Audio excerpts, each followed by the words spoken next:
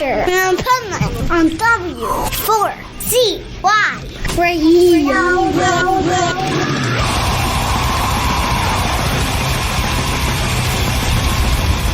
Like a teardrop in the ocean, or a needle in the hay, a blade of grass on a prairie, or a star light years away, a grain of sand in an hourglass as time slowly slips away, mundane thoughts with my shadow on a wall painted gray, but I found hope. This is the Pipeman here on the Adventures Pipeman W4CY Radio, and I'm here with our next guest, who are some killer artists, and they're brothers, and I love that. We're going to talk about that. So let's welcome to the show, Shavrock. How are you? Doing well. Thank you so much for having us. Hey, my pleasure. Now, first of all, the first thing I want to say is, how do you get your beard that long and that tame that long? Because like my beard, okay, at this point already, I'm like, okay, I'm ready to trim it back down because it's all over the place and it's a pain in the ass. This is years of practice. No, I don't know. I lucked out. Good genetics. Just after the shower, I brush it and shampoo, and that's it. No oil, no nothing. That's it. That's it. Like I talk to other friends of mine, are like, they tell me all the work they gotta do. I'm like, screw that, man. Right. Oh man, it's so easy. I lucked out.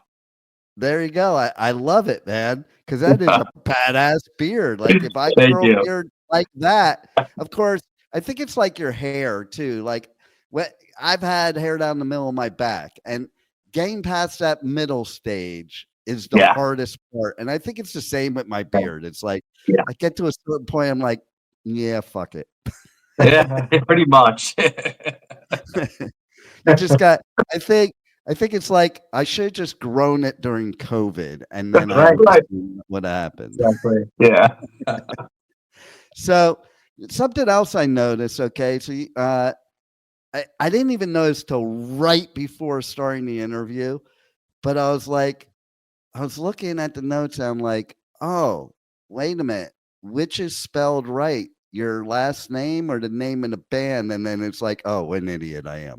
Of course, that's what it is, you know? And so, like, it's funny. I'll bet you have people in interviews, they already ask this stupid question all the time, but they probably ask, well, where'd you get your band name? And they can't figure it out because it's two different spellings, so they probably can't figure it out.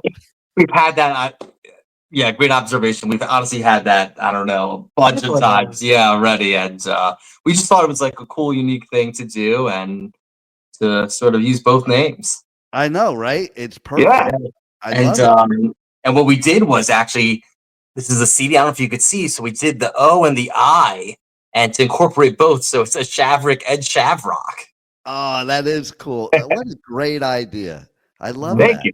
That was actually Nick's idea. Nice. And so I just have to ask, okay, because I would never in a million years be in a band with any of my siblings. I know my kids would never be in a band with any of their siblings. How the hell do you do it? So honestly, growing up, we were very close in age, and we pretty much did everything together already. So we had the same friends, and when we started playing, he started playing guitar, I started playing guitar, and so we were always just like jamming and stuff like that. So it really did just come naturally. Yeah, I mean, listen, I know the point you're getting at. It's like, when you're working with family, it could be a challenge at times. That's still, there's still that brotherly love that definitely happens throughout many moments. But I'm grateful for our relationship. I'm grateful for the what we both bring to the table, and it wouldn't be the same. There's a certain element that we have that's because of the fact that we're brothers. We have, we sound different, but we have similar sounding voices. So it's like, the harmonies, all the harmonies on the record are actually two people. It's not me harmonizing with myself.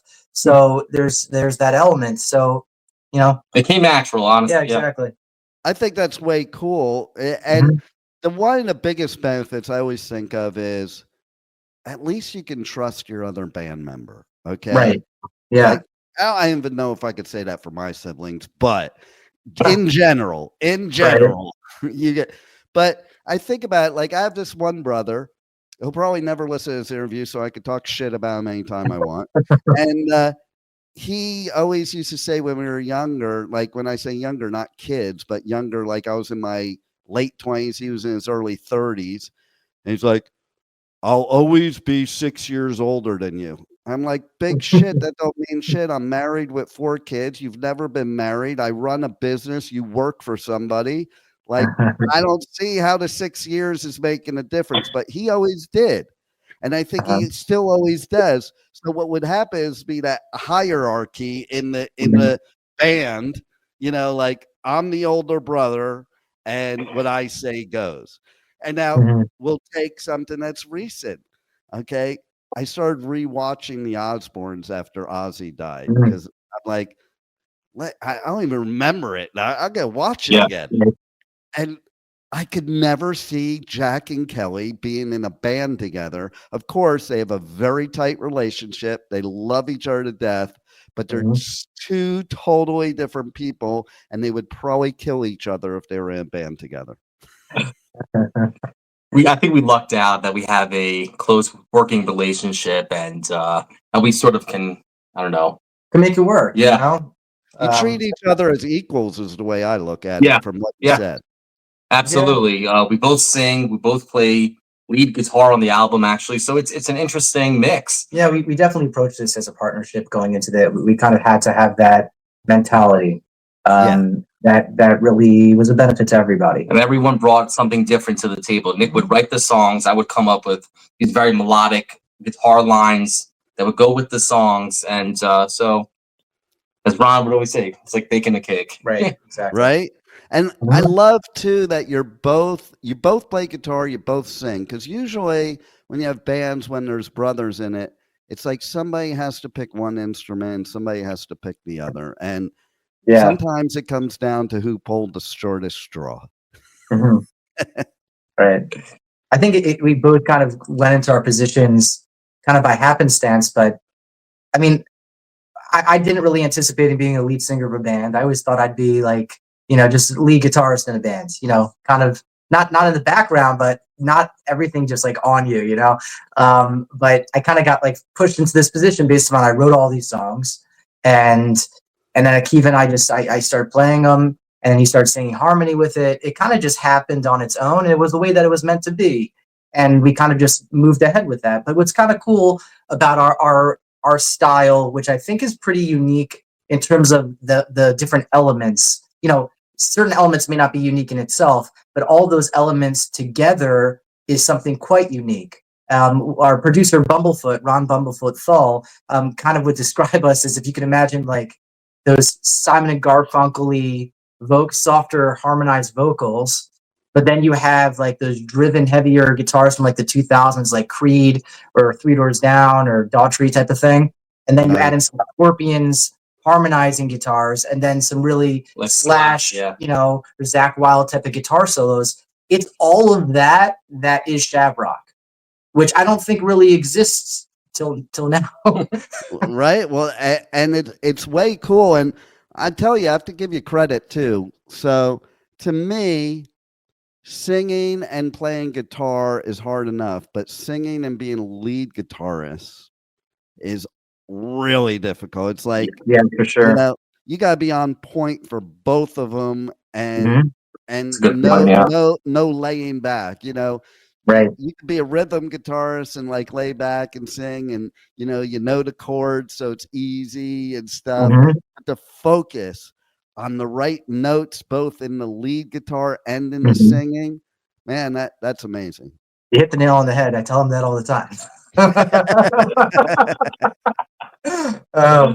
Yeah. So, I mean, one of the things that people don't know is we didn't talk about, I think like even when we just kind of like did credits on the record, it was just like, okay, Akiva, lead guitar, Nick, guitar and vocals, and also put down him as vocals. But the reality is, in hindsight, we probably had the same amount of solos on the record. So, for example, I have 2 standalone solos where it's just me. He has probably similar, and then the other solos are, are a joint solo. So, for example, one of the songs, "Burning Sky," he takes the first half of the solo, and then I'm the second half of the solo. And "Bring Them Home," it's the same thing. He's the first half, I'm the second half. On "Dazed and Confused," I'm the first part, he's the second part, and I take it home, and I'm the third part. It was a cool way to really just bring both of our styles together. And then Bumblefoot has his own 2 solos on "Amen" and "Kaleidoscope." Yeah. Now, how does that feel, having him produce your album and play on the album? I mean, it's the most a dream come true. That's all I could say. A dream come true. Anyone who plays guitar knows obviously about Ron Bumblefoot Thal, and he was always a legend in our minds. And I still can't believe it, that I pinch myself that we worked with him. But more than that, we became like very, very close as friends and family, and we're spending hours and hours in the studio together. And for him to produce our album was just really such a blessing. Yeah. And I'll even add that he gives you guys kudos. Like when somebody like that tells you you're good, like, I don't know, you kind of don't believe him, or you're like, oh my fucking God, how does he think we're good? That's kind of a good point. We talk about it every once in a while, just like the most challenging part of the whole process is playing guitar in front of him. That's honestly the most, because you're working your way through a solo, and in your mind you're like, all right, Ron will do this in 2 takes and it's done and his is perfect, and here we are trying to fight to get it right. So that's like the intimidating part. I remember like there was this is probably for me like my most memorable moment in the whole recording process. I remember I was laying down my solo for "Burning Sky," and I'm doing this one piece. I didn't really anticipate to do it. It was like this really fast like blues thing, and then Ron goes, "Holy!" Like I remember him like just going, "Holy F!" And I'm like, to me that was like, that made my whole life. Like coming from him, and he's, it wasn't anticipated, and it's on the record, that piece. That's exactly the take, but it was like this amazing thing, and because to us he's the best of all time. Like there's no such thing, honestly, but to us in our minds what it means to be the best, because like you see the stupidity of people arguing about guitar players and who's better. It is all your opinion. It's not, because it's not about the Olympics. It's going to be about opinion, who's more melodic, who does something cooler. It's silly, but what makes somebody great is, besides the versatility, is like the feel, the melody. This guy could play faster than anybody I've ever seen, and he's the one who told me, I think he told Akiva too in the studio, he's like, you got to slow down. I remember laying down this one piece, and I'm flying, and like I'm actually playing it too fast that it was actually slightly out of time. I was getting ahead, and Ron says, listen, he's like, you're gonna lose people. I remember that. I'll never forget that. He said, you're gonna lose people. He says, when you are putting a solo in a song, it's about writing a melody, a guitar solo that is singable. And we really understood that through this process. That's why if you look through this record, especially now, and I know the songs, obviously, I've listened to this record many, many times, but I know every lead line. I could sing it because each lead line is singable. It's not just crazy shred stuff. It really isn't. There is some nice shred in here, but everything is tasteful. Yeah, majority of them are just super melodic. Yeah. I love hearing that, and I'll tell you why. Because to your point, you take some of the great shredders, and I take nothing away from them. Yeah.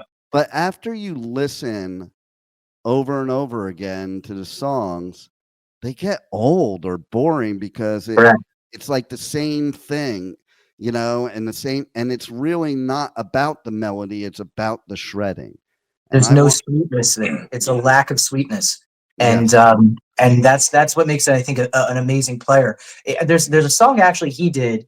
I think it's from his album Little Brother Is Watching, and there's a song called "I Don't Know Who to Pray to Anymore."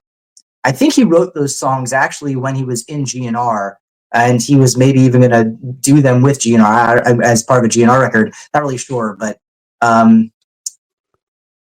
so it definitely has that type of flavor a little bit in it. Right. But he wrote such an unbelievable solo. If you listen to that song, it's a pretty long song, but his guitar solo is like the most melodic thing. He basically waits kind of to the end of the song before he completely lets loose and then just melts your face off. It's so sweet, everything that he does. And that's what his skill is. His skill is understanding and creating the most beautiful melodic music.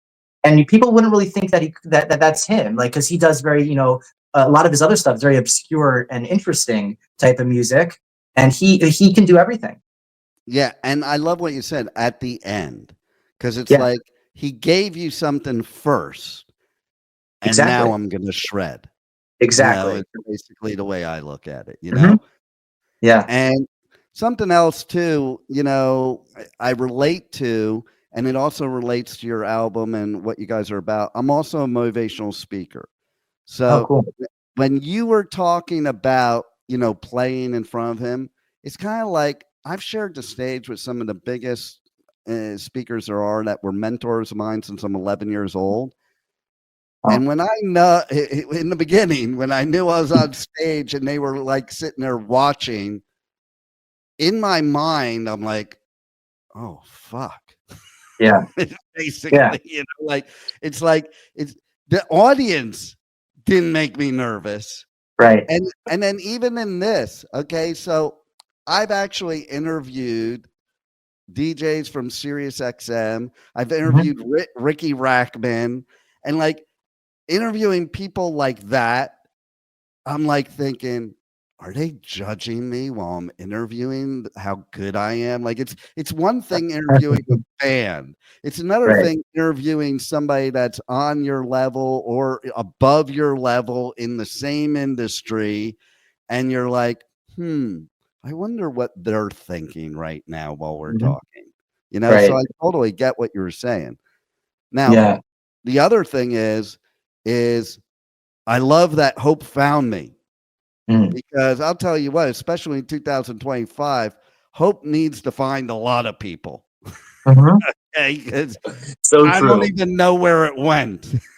Oh my God. That's the reason why the record is named Hope Found Me. We actually could not, we tried to get away from it for a second, and including Ron, he's like, it's got to be Hope Found Me. Yeah. We all were in consensus on that, in agreement in that, because it's too powerful of a message. Theme, a message that went pretty much with every song that we composed and put out on the album. It's what everybody needs in their life, because if you don't have hope, you have nothing.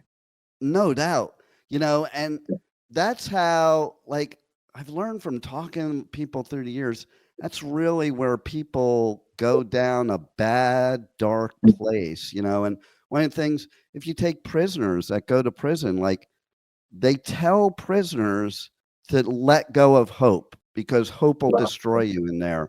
And I'm like, what the hell? Yeah. You can never let go of hope. You know, hope is what drives you. Hope is what gets you to where you're going. And hope is what keeps you positive. And that's what I love about your music. In a world where music a lot of times is negative, you know, I love artists like you that put that positive spin on it, because music is the best therapy there is. Okay. Oh yeah. And so is positivity. Yeah. So have you guys always been like that? Have you always had that kind of positive mindset and you just brought it into the music? It's a good question. Did music do it for you? That's really spot on. I like that. That you touched upon. It was like a little haven for you, right? So there was a couple of things I can say. One is that for me, at least, you know, being hopeful at times can be a challenge. Yeah. There's no question about it. So I definitely strive to try to be positive in my life and to be hopeful and try to look forward to things. I definitely strive for it. There's no question, but it is a challenge at times. With that being said, there's something I kind of had like an aha moment. Maybe it was actually in an interview that it just came out the tip of my tongue. I didn't really intentionally say it, but sometimes you write songs for things that you need to hear. Yeah. True. And I realized that, and because I read a lot about concepts, Some songs have a lot of me in them. Other songs really don't have any of me really in them. It's more about ideas of how to help people. And that's why lyrically, I like to write songs about concepts where, you know, a person could be down at the bottom, and how do I help that person see a different perspective on things and on life? And that's why I write songs about it, because hopefully it can help one random person. You know what? I did my job if I helped or saved one human being, because if that person, that's it. We actually had this random girl message us on our Instagram, and she said, "I hope found me. Before I heard that song, I did not have hope. Wow. And now I do." That makes I it was all like, worth it. That makes it all worth it 100%. right there. I couldn't believe it. I said it to my brother. I'm like, you can't take this stuff for granted, because you realize what success is, and that is success. All the other stuff is just fluff. Money and fame, it's all fluff. It's wonderful. People appreciate it, but that's not what it's about. No. It's just not. And you know what? The fact of the matter is usually those moments happen when you are doubting yourself, when you are down, and then you get somebody like that comment to you, and you go, "That's why I'm doing this." Yeah. Mhm. You know, it's definitely those aha moments, and it's funny too, because it made me think of a story just happened recently. This girl I've known for like 16 years. We're like BFFs, and we met on a joke. Okay, that one of our other friends did this joke on my radio show. You're gonna laugh, but this girl wanted me to do a dating radio show, like the dating game, and I would be wearing a mask to prove that if I couldn't see what they look like, I would stop picking hot young psycho girls. And so she was one of the contestants on there, and I did end up picking her, and she was hot and young, younger than me at the time, but she was so positive. That's why I picked her. And recently we were hanging out, and I dug up the recording of that radio show from like 16 years ago. Okay. Wow. And we're listening to it together. And I knew she needed to hear it, because she was in a real hard time in her life, and things were looking pretty dark. And that radio show reminded her of who she really was. Oh, wow. She was like, "Oh, I need to be that girl again." Because she was like so positive. Every answer she gave was like this optimistic, hopeful, positive thing. And, you know, it was a good feeling that she could listen to that again and realize where she's lost. You know, that's the other song. That's our first single. Is that premise? Is The Boy I Used to Be. So I don't know if you're familiar with that song, but it's the same concept where, you know, well, it can go two ways. One, the opening line is, "Today's the day I will make a brand new start." Yep. Picking up the pieces of a puzzle. I can't remember the words. A puzzle I completed that I just tore apart.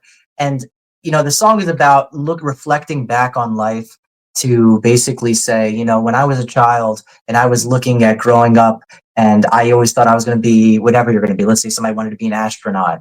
And then all of a sudden, here they are in their 20s or in their 30s, 40s, 50s, 60s. And they look back at their life and they're like, I wonder if that little kid who sees me now, would he recognize me? Yeah. And that was the idea of the song, because I actually was thinking about myself, like just as a little kid. I remember sitting in carpool, just thinking to myself, I'm like, I wish I was grown up, and I wish I could be whatever it was. I don't remember what I wanted to be at that time, but that concept. And, you know, we may be getting older every day, but every day is a brand new day. And it's a brand new day that you can do something new. You could become somebody different than you are, and be whomever you want to be at that time. You know, so same concept of what you're saying, you know, looking back at something that of a time in your life that maybe you were the person that you wanted to be, and maybe you lost that, you can still go back and, you know, try to emulate and be that person. Never too late. It's still there. It's still there. It's somewhere inside of you. I found that out too, because before we had all this social media and stuff, I was on that classmates.com, and my girlfriend from like 13 years old messaged me on there, and she's like, this is before we had like stuff we could do on our phone and stuff. Mhm. And she goes, I still have the birthday card you gave me Wow. when I turned 13. I'm like, yeah, Wow. right. Scan it and send it over to me. You know, Uh-huh. it wasn't like she could send it in her phone or anything. Right. And I looked at this thing, and I have this habit in cards of like writing on the whole left side of it. And Mm. I did it, and I read it, and I'm like, oh my God. Like, I would do the exact same thing today. And all it did for me, it was like Ghost of Christmas Past. It's like, Yeah. oh my God, that is core me. And that's always been core me. And a lot of us forget that. A lot of us forget Mhm. that some of the things of who we are have always been us. We just, society, people, things that happen in life buried it deep down in us. And we need that wake up moment like that to realize it's still in us and bring it back. Right. It's very deep. And that's what music's all about, in my opinion. Like your music, your type of music, you know, it allows people to do that. It allows people to sit there and forget all the other crap in the world that is affecting us negatively and be able to go back inside ourselves and find that kid that had all the hopes and dreams that people, when they get older, say, give up on that, give up on this. And it makes you realize, no, never give up. Right. Right. It's exactly true. So true. So what else do you guys want to say about the album, or tell people about how to connect to you on socials, get the album, get merch, and all that? Yeah, absolutely. So we are on Deko Entertainment. Deko Entertainment, and that's sort of been a blessing being able to work with Bumblefoot. And because of that, now anyone who really who's I guess an artist under Bumblefoot is represented by Deko. They distribute all your merchandise, your music, the physical stuff. If you want a physical CD, we got it over here. A Shavrock CD that you can buy. Actually, it's got a really cool disc. I love the colors on there. Yeah, the colors were a big deal. It took a little bit before we got it the way that we wanted, and that's the actual CD as well. That's so cool. Yeah, we're actually we were talking about this actually in yesterday, and we were gonna consider maybe doing a limited edition or limited run of vinyl. We're gonna kind of wait a little bit, see what kind of, we'll feel it out, see what kind of requests we get, and maybe do a limited run. The cover's so cool. I think it would look amazing. The cover is really cool. It would look awesome on vinyl. And you know what that cover reminds me of? It reminds me of a Journey album. I know what you're talking about. Yeah. We're huge. Yeah, we're huge Journey fans. I saw them. It was first concert I ever went to besides Beatlemania, but I don't count that because it wasn't actually the Beatles. But I went to see Journey and Loverboy in 1979. Oh gosh, you're so lucky. Yeah, wow, it was pretty awesome. And if I actually think about it, Neil was a big influence on our playing in the sense of being so melodic. And I haven't thought about that in a while. Yeah, wow. How like in Who's enough credit? Right? Yeah, it's very true. Like if you listen to like the song "Who's Crying Now," and he's playing that melody as the main solo, and and then he obviously goes into his quick shred. But he was so brilliant. Oh man, so like reflecting on that, I realized how much of an influence they did have on us too. Sure. Look at that. Look at how I just brought that up. Yeah, it really is. Out of nowhere. It's crazy. And and with regards to our social medias, if you throw into Google or whatever search engine Shavrock and Linktree, you'll get all of our Facebook, our Instagram, our Spotify, our Apple Music, and you can stream all the music, all that good stuff. Yeah. Nice. And so that's cool. I love what you guys are doing. I love not only your musicianship, but the message you're giving, because it's needed more than ever nowadays, even for the most positive of us. Like I travel, do coverage at festivals here in the US, UK, Europe, and every time I leave this country, I come back and I'm like, oh my God, is all hope gone? Right. It's like, and it's not about any side or anything. It's just about everybody. It's about like, what's wrong with the world right now and the thinking on all sides, man. And so thank God we have people like you that are bringing hope back so hope can find us all. Correct. I wanted to say, so based on what you just said, there's a song on the record called Empty Cup that is literally describing the crazy world we live in. Yeah, I turned on the news today. The opening of the song is, I turned on the news today. My eyes can't believe what they're seeing. To some people, life is just a game of pawns, kings, and now victims. That's the opening of the song. The whole song it goes on, talks about the world. It's what a silly world, what a crazy world. No doubt. Wow. Yeah. And the chorus was talking about, kind of just turning a blind eye to things. Is sometimes we're blind with our eyes wide open. Sometimes the truth is we just choose to look away. That's brilliant because it's true. Yeah, it's a powerful song. You should give it, if you haven't heard it yet, give it a listen. It's a really powerful song. The message is that's how Ron sort of describes. Yeah. One of the things was he write very deep, or Nick writes very, very deep, meaningful lyrics, and it's so true. I think really it's important for lyrics to be like that. That's why I like the kind of music I do, because I don't want to hear music that has no pertinence to, you know, that deep feeling inside and the therapy that we all need. And by the way, one of the next festivals I'm doing, you guys should be playing at, and that's Bourbon and Beyond. You know that one? No, but it sounds great. Check it out. Check it out. You would fit in perfect. It's a Danny Wimmer festival. Most of his are like rock festivals, but this one is rock, but not heavy rock. Right. You know, blues, bluegrass, country, you know, all that kind of stuff mixed in. Like this year, you got Fish headlining, you got Ringo Starr, Pat Benatar, Switchfoot.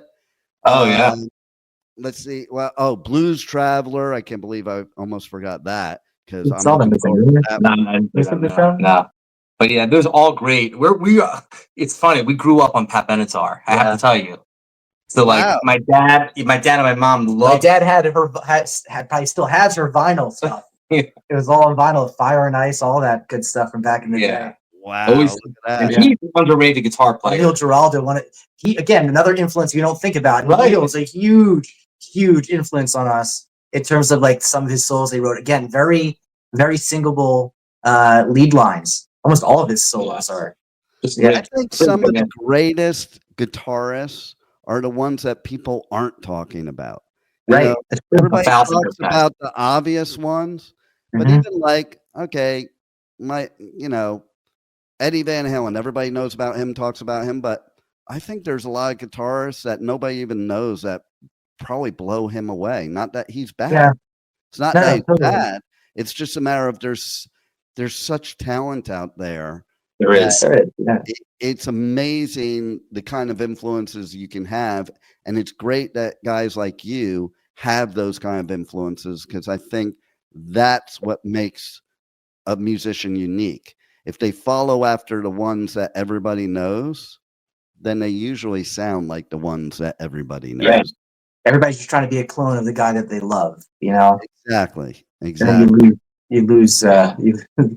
We were really blessed to have been influenced by so many great bands, especially classic rock and the 80s and all that, which was obviously before us, but we grew up in the 90s, but at the same time, some of our favorite bands. Well, that's like me. I grew up with older brothers. I had two brothers that were 11 years older than me. And so I would dig into their record collection, which was all like 60s stuff and then 70s stuff. And then I formed my own.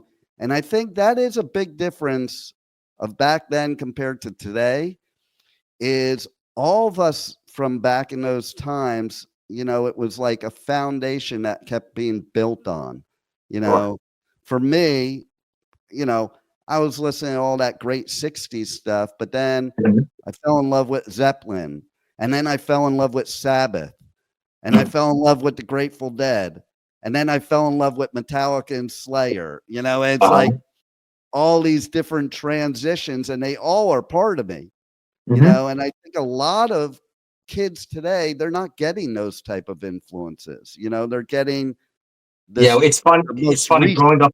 Yeah, growing up in carpool, my grandfather would play for us John Denver all the time, right? and a band called the Seekers, I think from the '60s. Maybe 50 then. Yeah, and it just and that I think altogether, as you're saying, that slowly built the foundation. Then obviously being exposed to Guns N' Roses at a young age, and and then obviously once we, whatever in our teenage years, Metallica, and then Alter Bridge and Creed and Three Doors Down, all those bands, and it just sort of all just came together. That's funny because we were just at a Creed concert. We actually just had 2 Creed concerts this past Nice. year. But Creed was well, when we were growing up, Creed was like the biggest thing. Creed was just, Mark Tremonti. Again, talk about underrated guitarists. One of the most underrated guitarists ever is Mark he's Tremonti. amazing. He's a friend of mine. He's actually interviewed my grandson. Like my grandson was interviewing him, and he interviewed him back. He is a cool dude. But what a guitarist! Oh my What a god! guitarist. He's written some of the best intros Yeah. to songs in history. I don't think there's anybody who's written as many, memorable, intros to songs. Between Creed and Yeah, Alter and Alter Bridge, Bridge. yeah. But what I was going to say is, what was interesting is you touched upon, the way like when we were growing up, we have all these different influences now. There's not as much stuff. But the interesting thing was at this concert, he said, if this is your first Creed show, raise your hand. And like it turned out that the majority of the people that were there were in their like 20s.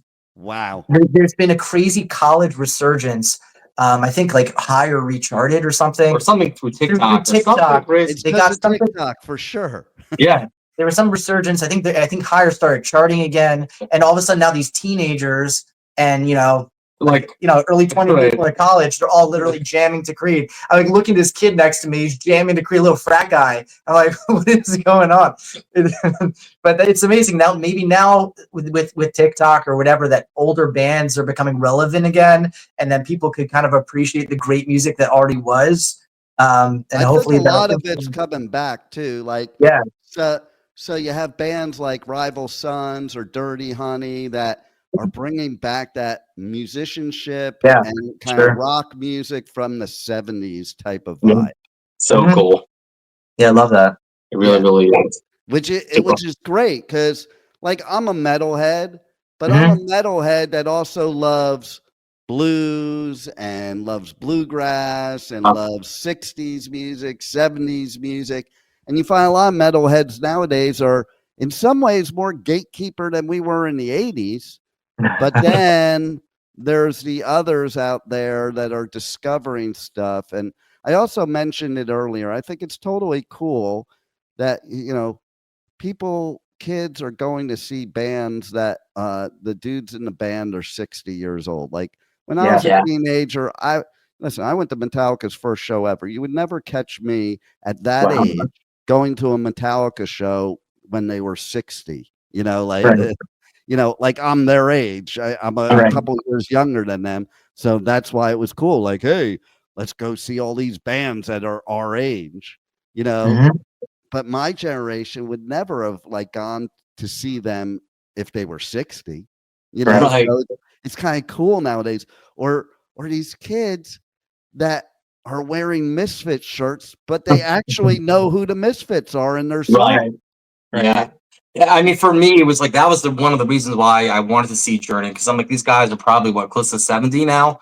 And also Def Leppard, growing up, that was probably in our top 10. Yeah, and Def Leppard's still just as good. And they were amazing. Ridiculous. And these They're guys so are like probably 70 or their upper 60s. And like I have to tell you, I saw Styx like a year ago. Unbelievable. Like Tommy Shaw. Amazing. It's just amazing. It's just and you know who really blew me away? Toto. Those guys are still singing, and it's just, oh my God. I actually interviewed them. Well, here's a trip. I actually interviewed the Grassroots, and none of them were the original members. Whoa. I think foreigners like that. No, now they're totally like that. Yeah. Now there's nobody left. Right. Yeah. And even the replacement singer just retired. The replacement of the replacement, he's just retired. I know, right? It's kind of weird to me. I mean, keep the thing going, but like it's kind of weird when you're interviewing a band that nobody's the original member, You're right. But yeah, I mean, there's so much cool shit like that. Like I just covered Hellfest and Scorpions played. And, That's our favorite oh band. my God, I've seen them so many times in my lifetime. And I'm here to tell you, I was freaking out because they were so good. You know, because Yeah, it's crazy. they're That's so one band we old. really want to see. Really. They're so old and they're They're so so old. good. It's And so good. And I was talking about this earlier or yesterday with an interview I was doing that somebody who played with Michael Schenker. Yeah. And I literally said straight out, I'm like, you know, I think Rudolph fits the Scorpions better than Michael did. Like, Oh, for sure. you know, he just blends in with it. And he was up there smiling the whole time, Yeah. like having a blast. Mhm. And even Ozzy's final show, which I knew that was going to be the final. Like I knew, I said years ago, Sharon kept trying to make Ozzy retire. I'm like, if he retires, he's going to pass away. But that final show, I've seen him every year since 1980. That's the best I've heard him sound since probably the early 80s. Wow. He was so good, you know. Yeah, it was a remarkable thing to see, honestly. And for us, that like Ozzy was a huge influence on us, especially the No More Tears album with Zach. And to see that like in Mama, I'm Coming Home, that was very emotional, honestly. Oh, no doubt. And check this out. I saw Randy Rhoads. Man, you've seen everyone. Oh, I saw Ozzy 3 times in 1 year with 3 different guitarists. First it was Randy, then Randy passed. And Pat Travers played like 1 gig, and then Brad Gillis came on. So that year I saw all 3 of them. Did you ever see Jake? What was his name? Jakey Lee? Yeah. Yeah. Like I've seen Ozzy every year since 1980. Like so I've seen it all. I think Zach is the closest to Randy for sure. You know, as far as his style and how he and the relationship there too. But yeah, I mean, you name it, I have seen it. I like, and I'm getting a bucket list moment at Bourbon and Beyond because Ringo Starr's playing. I was a huge Beatles fan as a kid, and I'm like, wow. Oh my God, I hope like there's not many times. I've done over 3,000 music interviews. There's not many times that I'm like, oh my God, I can't believe I'm interviewing this person. I am praying that I get the interview with Ringo Starr because that will be the weirdest shit ever. Like that'll be like, I hope you get it. Really, that's amazing. Like, oh my God, I'm interviewing Ringo Starr. I don't even know if I'll be able to talk. It's because I was a drummer when I was a kid too, and him and Peter Criss were the people that like I idolized as drummers, you know. So it'd be like, wow, you know. I'll say to him like, you're the reason I sucked at drums because I couldn't do what you do. But next year, you got to tell everybody they need to get you on that festival because you guys would fit right in. That's amazing. Yeah, we're definitely gonna. We'll talk to Bumblefoot. Maybe he could pull some strings or something. There you go. And I'm putting it out there right now. Like that's what I'm doing. Like. Sure. Maybe Wimmer will listen to this and bring you on because he is like that. You know, the guy that runs all the festivals here in the U.S., he's totally like that. So there's this band, Silly Goose, okay? They're a punk band that they did the old school punk thing. They showed up to one of the Danny Wimmer festivals, and they crashed it and started playing in the parking lot. Like they had a trailer, and they got in their trailer and played in the parking lot. And Wimmer was out there watching and just stood there and watched. And the next day he put them on one of the real stages. Wow. That's like, wild. You don't have shit like that happening anymore. Like it did. Where's it located, this festival? Louisville. Okay. It's Bourbon. Oh, yeah. Bourbon. Yeah, we're Bourbon guys, so it makes sense. Oh yeah. Well, there's a lot of bourbon, a lot of whiskey, and a lot of gourmet food. Like they have celebrity chefs. It's not like your typical festival. Because you're in bourbon country. And it makes for fun interviews because a lot of times the bourbon distillers, they ask me to do the interviews and have the bands taste the bourbon or the whiskey. And it makes for some fun interviews for sure. I can imagine. That'll be really fun. It kind of changes halfway through. Like, you know, it's like you have the normal party interview, and then it hits halfway through the interview. That's awesome. Well, you guys rock, and everybody's got to check you out, get your new album, and man, I'm glad we got together because the world has now has found some hope because hope found you. That's correct. Yeah. There That's it is. correct. And Thank you so much.